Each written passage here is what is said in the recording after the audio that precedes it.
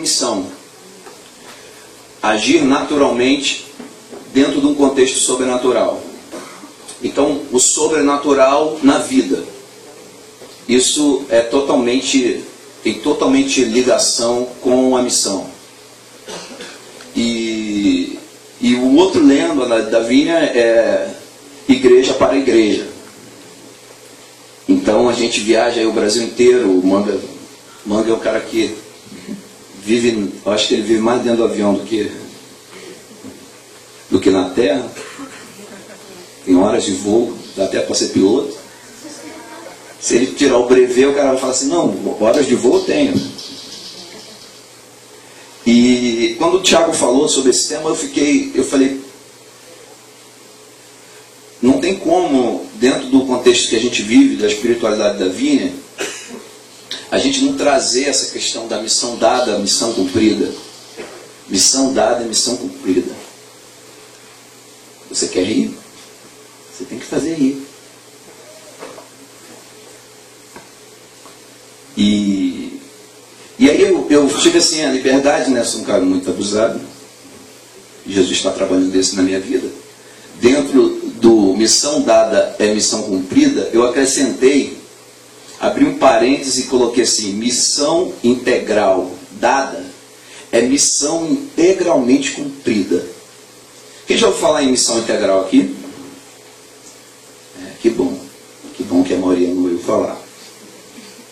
Missão integral é um conceito que ele vem, assim, ficou muito mais forte em 1974 com um cara chamado John Stott. John Stott, ele fez o chamado Pacto de Lausanne. Ele percebeu que existia um contexto de teologia da libertação que fazia com que a igreja e o contexto da espiritualidade cristã se voltasse muito para a questão social, mas não só uma questão social, mas existia embutido na teologia da libertação uma ideologia marxista, que é a ideologia do proletariado. A galera que já estudou aí na história já deve ter ouvido, já deve ter lido a respeito, né? Essa divisão entre os proletários, a classe dominadora e os dominados. Então, o John Stott, ele vem com o Pacto de Lausanne para colocar a questão da missão integral e compreender que a missão da igreja ela não se restringe a somente um momento de algumas horas, ou um momento de púlpito, ou um momento de culto. Mas ainda, no decorrer dessa consciência de culto, eu fui percebendo que culto era muito mais do que o momento da reunião, que o culto era a minha própria vida. E a missão integral, ela, o próprio nome diz, é trazer a questão integral da vivência do reino de Deus aqui nessa terra. Esses dias eu ouvi que todo ponto de vista é a vista de um ponto. Todo ponto de vista é a vista de um ponto. Então, cada pessoa aqui ela é singular diante de Deus. Se você olhar para o seu polegar, você vai perceber que existem risquinhos que formam a sua identidade. Essa identidade, ela é singular. Não tem ninguém no cosmos igual a você. Logo, isso me traz a consciência de que a revelação, que é Cristo Jesus, e aquilo que vocês estão aqui, eu acho que na maioria já entendeu isso, mas é importante frisar que a pessoa de Jesus de Nazaré é Deus virando gente.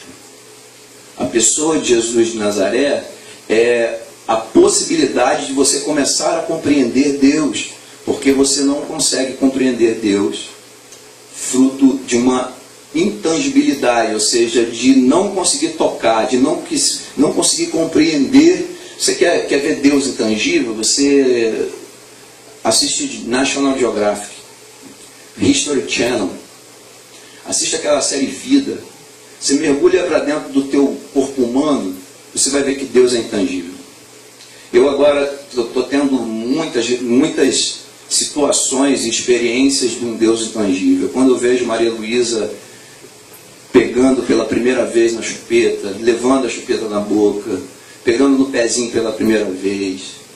E são coisas assim que me traz reflexões. Primeira delas que eu tive esses dias foi de olhar para ela e falar assim, com quanta alegria a gente percebeu que ela conseguiu pegar numa coisa. E o quanto a gente precisa entender que existe um tempo e a plenitude do tempo para todas as coisas.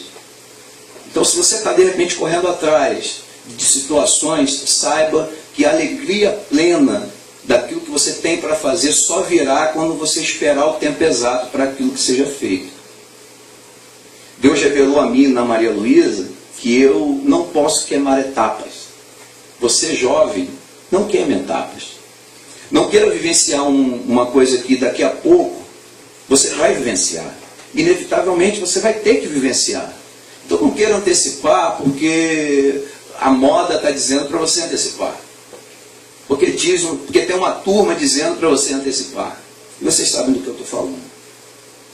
Então eu entendi que a plenitude dos tempos ela acontece, e eu creio que hoje, como eu estava falando a respeito do tempo, que esse encontro aqui com vocês literalmente Deus separou vocês para receber o que a gente tem para compartilhar. Porque vocês vão fazer diferença aí fora. Vocês vão levar esse ambiente do reino de Deus que estava aqui na questão da adoração, mas ele é integral. A missão integral não é somente cânticos de louvores. A missão integral é a própria vida na vida das outras pessoas. Vale ressaltar, César, que uma grande ênfase da missão integral, quando a gente fala em missão integral, é que nós entendemos que o Evangelho, ele alcança, ou ele é o Evangelho para todo o homem. Ele atinge o homem em toda a sua integralidade. Então o Evangelho integral, a missão integral, na verdade, é a apresentação de um Evangelho holístico. O que eu estou querendo dizer? É o Evangelho autêntico. É o Evangelho que não atinge apenas uma área do ser humano, mas atinge todas as áreas. Então, quando você trabalha no quesito ou na questão da missão integral, você não pode olhar o homem ou tentar alcançá-lo somente no seu lado emocional. Você vai alcançar o todo. Por isso que o Evangelho hoje, ele tem que, quando chegar, ele tem que trazer uma mudança e uma transformação no todo do homem, e não somente em áreas do homem. É interessante que o Ed René, ele falou uma coisa que eu tomei nota, porque eu falei assim, perfeito para aquilo que a gente tem para compartilhar com o pessoal lá em Santo Aleixo. A responsabilidade social da igreja não é somente dar o peixe e ensinar o homem a pescar, mas promover e cooperar na transformação das estruturas da sociedade para que todo pescador tenha acesso à beirada do rio, tenha acesso à vara de pescar, tenha acesso a mecanismos justos de comercialização do pescado. Essa consciência, ela te leva automaticamente para a questão social. Então, como eu estava falando no começo, existia uma preocupação, principalmente do viés da teologia da libertação, que é com a questão social. Mas a gente entende que, para além da questão social, precisa acontecer uma transformação espiritual, de consciência de graça, de consciência de ser humano que precisa ser redimido.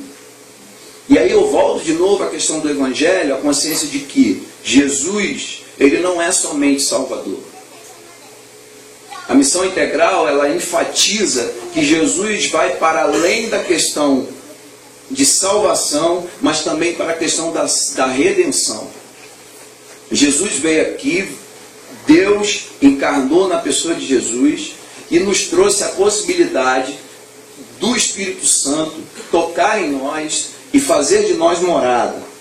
E a partir dessa consciência, o mesmo Espírito que ressuscitou de Jesus vai vivificar os nossos corpos mortais, ou seja, ele vai interceder no nosso espírito, mostrando o que a gente deve fazer e o que a gente não deve fazer.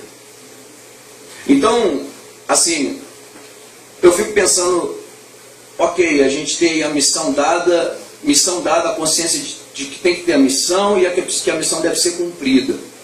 Mas será que essa missão, essa reflexão, Manga, que eu queria trazer até para você ficar, para você colocar também a sua opinião, até que ponto essa missão que é do lado de fora já aconteceu do lado de dentro. Porque os dados indicam que somos 40 milhões de evangélicos. Não é possível que 40 milhões de evangélicos nesse país não façam prevalecer uma expressão de igualdade, de justiça social. Tem alguma coisa errada. Vocês estão me entendendo? Amém ou não amém? Amém. Somos 40 milhões de evangélicos e esses 40 milhões, ou esses 40 milhões, boa parte não entendeu nada, ou alguma coisa está errada. Isso precisa se transformar em manifestação do reino de Deus. Será que esses 40 milhões estão realmente manifestando o reino de Deus? Essa é a nossa principal luta de caminhada.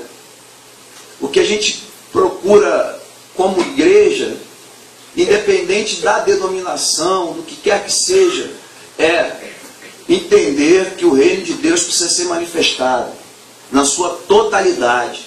Quando eu ouvia o Tiago dizendo aqui, poxa, quando você cair uma colher, você pega... Ele estava falando, citando gentilezas, que para mim é missão integral. Porque eu descobri que missão integral é tratar bem o caixa do supermercado. Como abençoado eu tenho sido, dando bom dia, perguntando para ela como é que está, porque normalmente, nesse mercado voraz, você quer fazer as suas compras e ir logo embora. Até porque está estressante demais. O supermercado está estressante demais. Os preços estão absurdos. Você chegar para o caixa e perguntar se ele está bem, negócio que ele vai tomar um susto. Então são pequenas coisas que demonstram que você é parte saudável e eficaz dos 40 milhões. E eu aqui, nesse dia, profeticamente quero dizer que nós viemos aqui para dizer que vocês são a banda boa dos 40 milhões. Porque Deus tem feito conexões. É incrível como a gente... O pastor pode falar isso melhor. A gente não vai a lugares que não estejam vivendo uma consciência de reino de Deus eficaz. E parece que Deus está trabalhando e atuando em nós porque a gente precisa disso. Porque no fundo, pode parecer que nós estejamos aqui numa posição daqueles da oratória, daquele que está passando, mas essa coisa muito subjetiva. Porque o tempo inteiro eu afirmo aquilo que eu sou. O que está rolando aqui é uma consciência de afirmação. Sabe, vocês se lembram daquela passagem de Mateus 16 que Jesus fala para Pedro, Pedro fala assim, tu é Cristo. Olha, Pedro afirma, tu és o Cristo, filho do Deus vivo. Jesus fala, tu és Pedro. Sobre esta pedra eu edificarei a minha igreja. O que rola ali é uma afirmação mútua. E a partir daquela afirmação, em cima de afirmação, nós aqui somos a reunião dos afirmados. Porque toda vez que eu falo do Evangelho para alguém, e pela misericórdia alguém entende, porque só misericórdia, porque eu sou um ser humano pecador, eu estou sendo afirmado por aquele, Cristo está sendo afirmado nele. Eu creio que esse encontro aqui é para isso. É para fazer de vocês agentes de manifestação do reino de Deus nessa terra. No todo.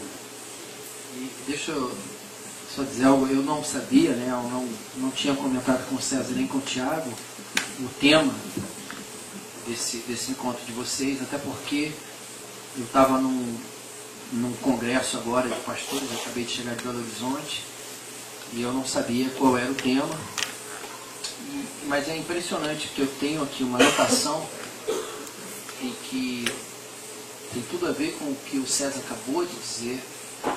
Eu estou aqui ouvindo, como você, e também refletindo. minha atitude? O que é que eu, como seguidor de Jesus, ou uma seguidora de Jesus, qual é a minha postura? E aqui eu escrevi o seguinte, que quem ama a Deus, que eu quero crer que isso tem a ver com você, né? Eu quero crer que você que esteja aqui nessa noite ame a Deus. Porque senão você está no lugar errado. Então eu quero crer que realmente isso seja claro para você. Estou pegando o básico. Então, se você é uma pessoa que ama a Deus, então aquele que ama a Deus, ou quem ama a Deus, tem que assumir diante de todo mundo a missão de revelar em sua própria vida o seu amor. É o que o César acabou de dizer. E este é o maior dos desafios. Você sabe que no seu dia a dia, este é o maior dos desafios. Ter uma vida que expresse o amor de Deus. Agora, gente, esta é a vocação daqueles que amam a Deus. Essa é a minha vocação, essa é a sua vocação. É tornar o amor desse Deus, tornar o seu amor conhecido. Conhecido por todos. Então, dentro do que o César acabou de falar, a minha vida, a tua vida, ela deve estar marcada para sempre por esse desafio. De fazer com que o amor de Deus seja conhecido pelas pessoas. É para isso que eu e você vivemos. Nós estamos aqui para expressar esse amor. Agora, se este amor, se o amor de Deus não está sendo visto em nós, então, nós estamos muito longe da razão para a qual eu e você fomos criados para Ele. Muito longe. Dentro do contexto social, urbano, rural, o qual nós estamos inseridos. Então aí está a máxima do que o César está colocando. Se isso não é uma realidade para nós, se primeiro eu não amo a Deus, como é que eu vou, através da minha vida, expressar o seu amor? Porque na verdade, o que as pessoas mais precisam hoje é enxergar o amor de Deus. Você acha que as pessoas hoje estão querendo ver a tua bandeira denominacional? Você acha que as pessoas estão querendo ver a tua santidade? Não estão. Olha para a tua vida, olha as pessoas que cercam você, olha as pessoas com quem você convive, principalmente aquelas que não são cristãs. Como que você pode se aproximar delas? De que forma? Dizendo para elas que se elas não aceitarem Jesus, elas vão para o inferno? Isso hoje, gente, está muito longe.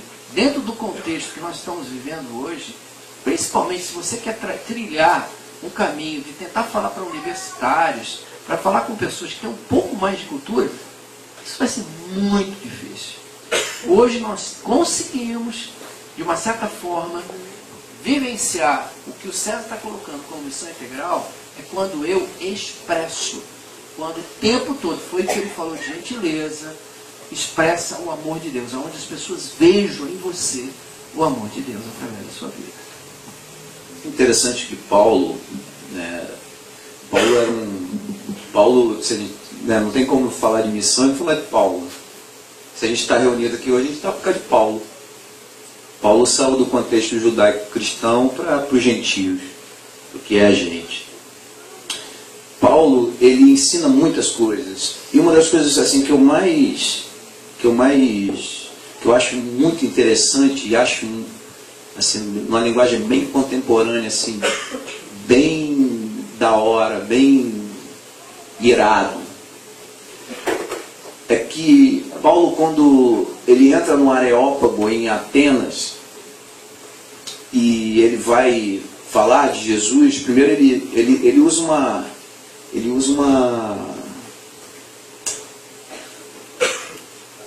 de um artifício E o interessante é que ele não fala de Abraão, Isaac, Jacó, ele não fala nada do contexto judaico.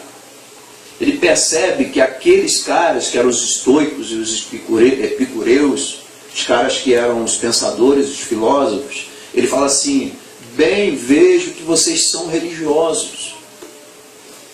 E justamente vendo aqui o panteão de vocês, percebi, está em que, pastor? Atos 16, Atos 18. Bem vejo que vocês são religiosos, e no panteão de vocês eu vi que tinha um altar erigido ao Deus desconhecido. Olha a perspicácia do cara. E nesse altar estava lá o Deus desconhecido, e eu vinha falar exatamente desse Deus.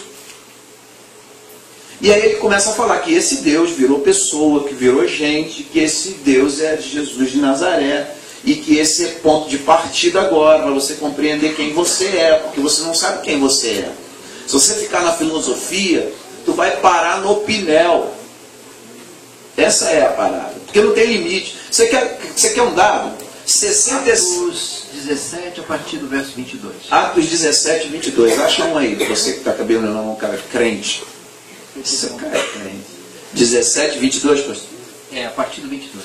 66% dos malucos do Pinel são oriundos de igrejas evangélicas.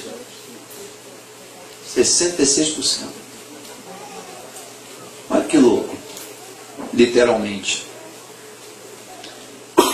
Sabe o que acontece? Se as pessoas não entenderem que a revelação é Jesus, e Jesus é o ponto de partida, achou? Lê aqui. Então Paulo, levantando-se no meio do Areópago, disse: Senhores atenienses, em tudo vos vejo acentuadamente religiosos, porque passando e observando os objetos de vosso culto, encontrei também um altar no qual está escrito: ao Deus desconhecido. Pois esse que adorais sem conhecer é precisamente aquele que eu vos anuncio. O Deus que fez o mundo e tudo que nele existe, sendo ele Senhor do céu e da terra, não habita em santuários feitos por mãos humanas, nem é servido por mãos humanas, como se de alguma coisa precisasse, pois ele mesmo é quem a todos dá vida, respiração e tudo mais. De um só fez toda a raça humana para habitar sobre toda a face da terra, havendo fixado os tempos previamente estabelecidos e os limites da sua habitação, para buscarem a Deus. Vai até o 28, tá?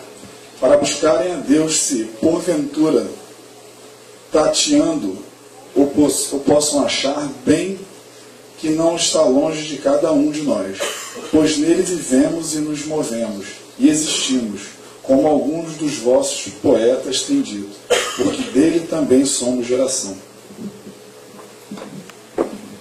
Esse poeta que ele fala no final, como bem o poeta de vocês tem dito.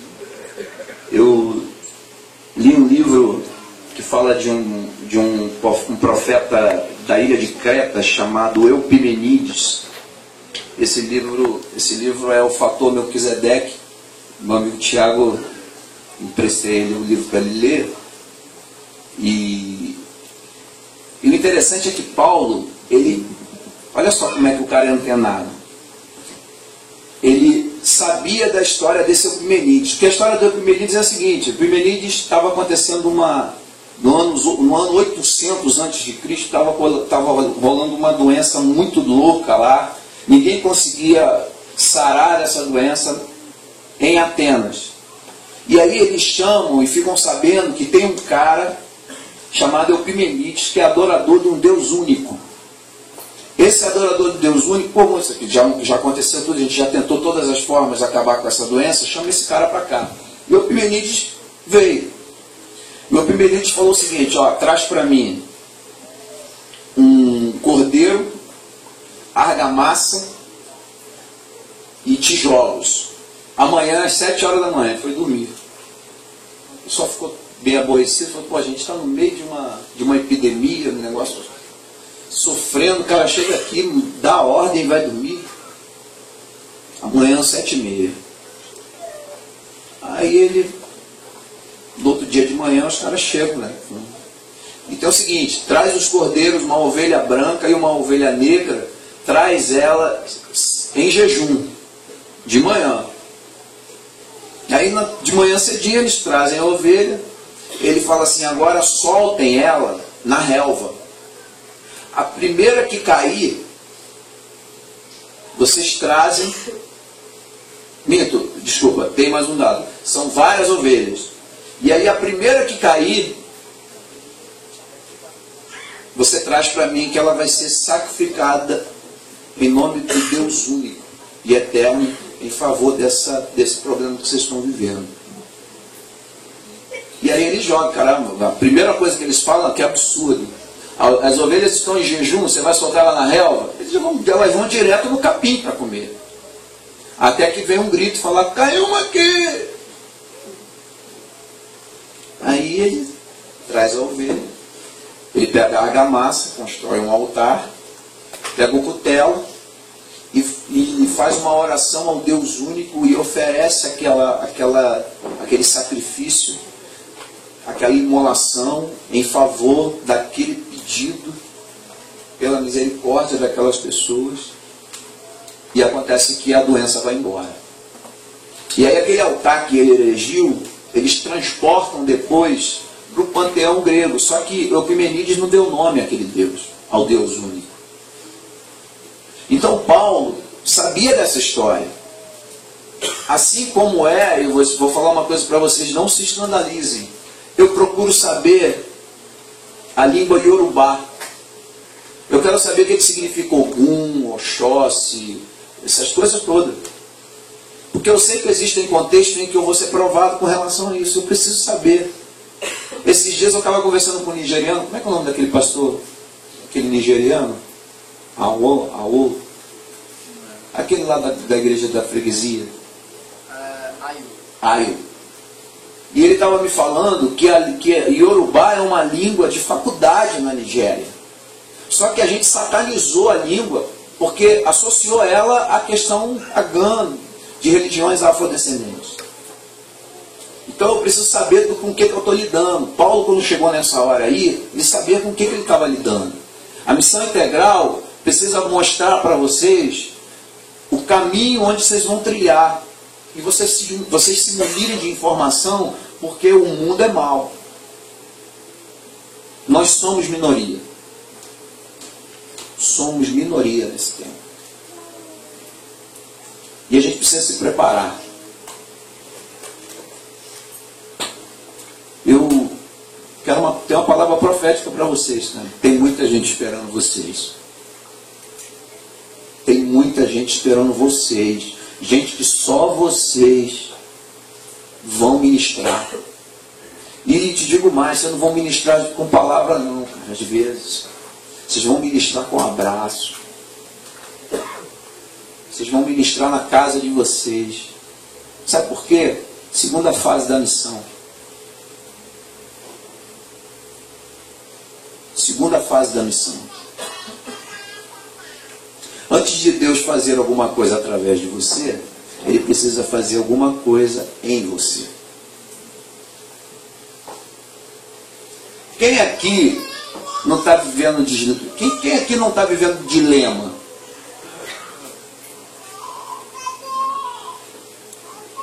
Quem não está vivendo um dilema? Luta existencial, olhando para dentro. Quem não está vivendo situações que você precisa tratar, porque a tua missão depende disso? Quem? Eu estou. Alguém mais está?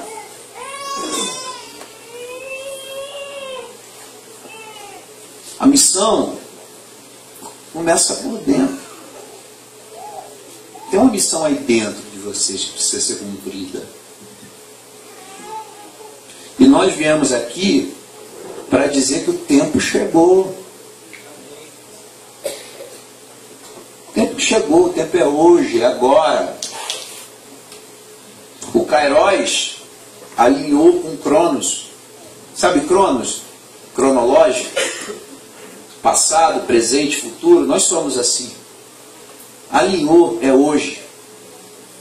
Só que você está lidando com Deus que é eterno, então Ele sempre foi e Ele sempre será. Então, se o teu problema na missão está relacionado ao teu passado, prepare-se hoje para Deus visitar o teu passado e te tirar de lá. Vocês estão entendendo o que eu estou falando? Eu sei que o Espírito Santo está falando para muita gente, porque Ele está falando para mim. Eu sou assim. Eu preciso que Deus visite o meu passado para me curar em muitas coisas. E Ele pode. A gente quer sair daqui com esse sentimento de cura.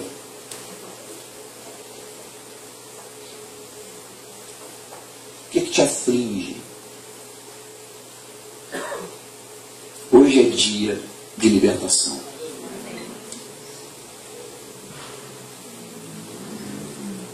Assim a missão vai ser cumprida. Mas a missão está sendo dada agora. Tem que rolar um negócio em você.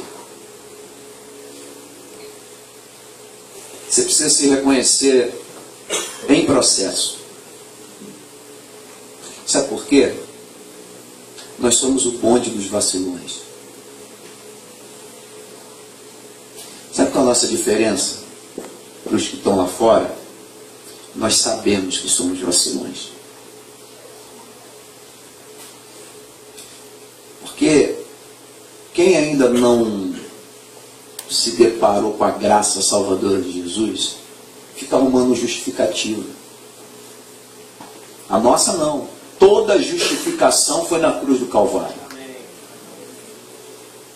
Então você foi perdoado. Nada pode te separar desse amor. Você não se arrepende para ter perdão. É o perdão da cruz que te faz arrepender. Isso faz toda a diferença. Então se coloque diante de Deus como um ser humano carente dessa misericórdia.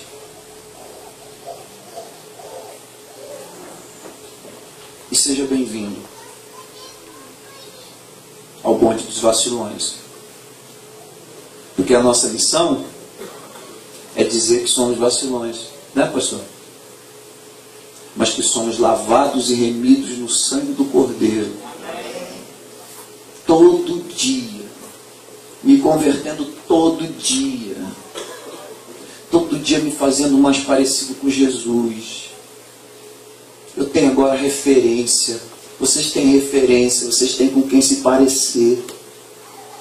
Vocês não estão sozinhos mais.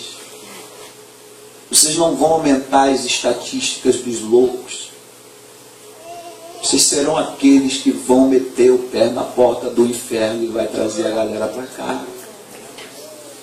E para cá que eu digo não é esse espaço aqui não. Para cá é o ambiente.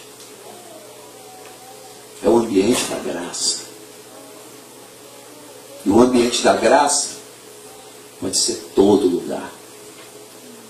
Os lugares mais, aos olhos da igreja, os mais loucos. É nisso que eu creio.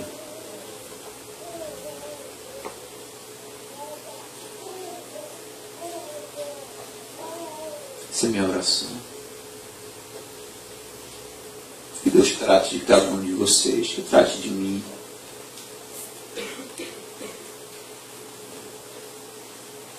Quero ser tratado por Ele. E o milagre já aconteceu. O milagre aconteceu na cruz, aconteceu por você, aconteceu por mim. Ninguém tira. Ninguém pode me separar desse amor. Você olha para dentro e acha que é impossível. Todas as coisas são possíveis nele, foi Ele que te criou.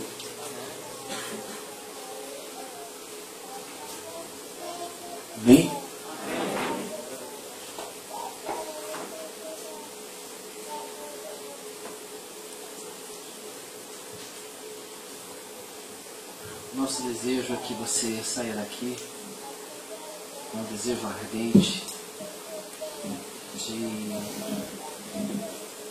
mostrar às pessoas que você teve uma experiência com Deus. Ou melhor, uma forte experiência com Deus. E o nosso desejo também é que nasça em você uma paixão radical pelo reino de Deus. E essa paixão aí, radical pelo reino de Deus, leve você a amar as pessoas. Não importando a cor, não importando a sua classe social, não importando. Eu acho que esse é realmente o fechamento da missão cumprida. As pessoas, elas precisam ouvir a tua história. Elas querem ouvir a tua história. Conta a tua história para elas. Do teu jeito. Conte. Conta a tua história. E aí a gente está aí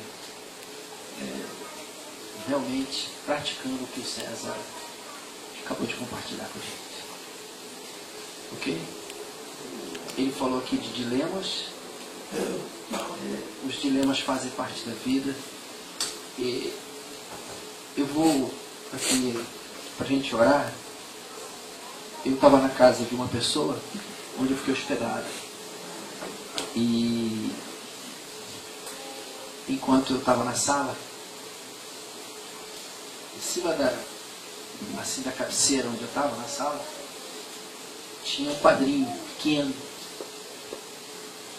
E aquele quadrinho falou tanto no meu coração que eu escrevi. E que tem tudo a ver em relação ao dilema. Deus não prometeu paz sem aflição, alegria sem pesar, nem sol sem chuva.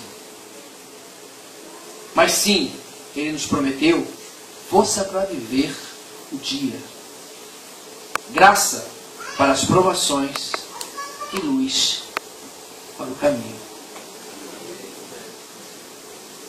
Essa é a nossa vida. Essa é a vida daqueles que caminham com Jesus. Dilemas existem. E os dilemas existem para você crescer. Os dilemas existem para você praticar, vivenciar a missão que Deus tem dado a você. Ok, queridos? Ok? Vamos orar. Pai, é nítido, como César já disse aqui, é nítido essa ambiência da Tua graça. É nítido que o Senhor tem algo. É lógico que nós não sabemos quem são as pessoas que o Senhor quer tocar, agir, mover, transformar. Mas o Teu Espírito sabe. E a nossa oração, nosso clamor, a súplica que levantamos aqui é que agora o Senhor toque nessas pessoas, para que elas saiam daqui transformadas, com desejo de Te amar mais, com desejo de ir a algo que leve-as a uma experiência mais profunda contigo. Como eu disse aqui, uma experiência forte contigo, Pai, que talvez elas não tiveram ainda, mas que elas possam ter. E que realmente elas vivam uma vida radical em prol do Teu reino, amando pessoas, querendo ver pessoas, amando o mesmo Deus que cada uma aqui ama. Essa é a nossa oração, Pai.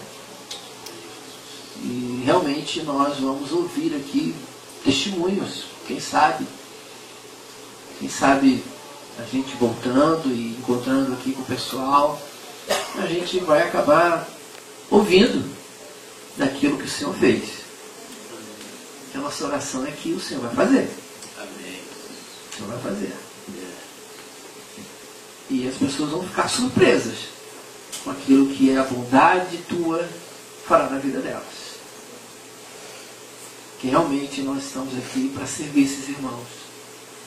Nós estamos aqui, Senhor, para dividir o coração com elas. Que essa é a nossa história. Essa é a nossa vida. Nós te amamos.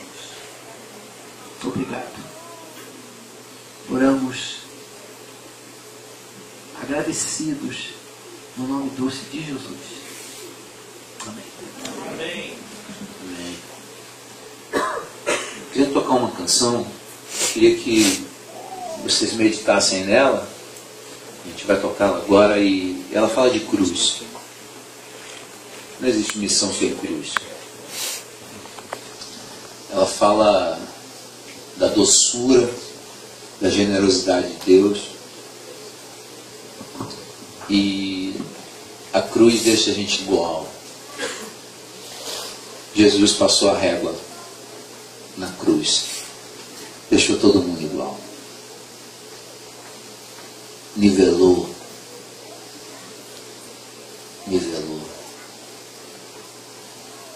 Os soberbos não gostaram muito da cruz, não. Que colocou eles igual ao mais humilde, mais simples. A gente não é melhor que ninguém. Se vocês olharem nos olhos das pessoas, com esse coração vocês vão mudar o mundo. Começando pelo ambiente da casa de vocês. Olha para a família de vocês. Você que está tendo problema com o seu pai, chega em casa e peça perdão a ele hoje. Ou amanhã, se você encontrar. Você que teve aquela discussão com sua mãe, peça perdão para ela. A cruz fez isso.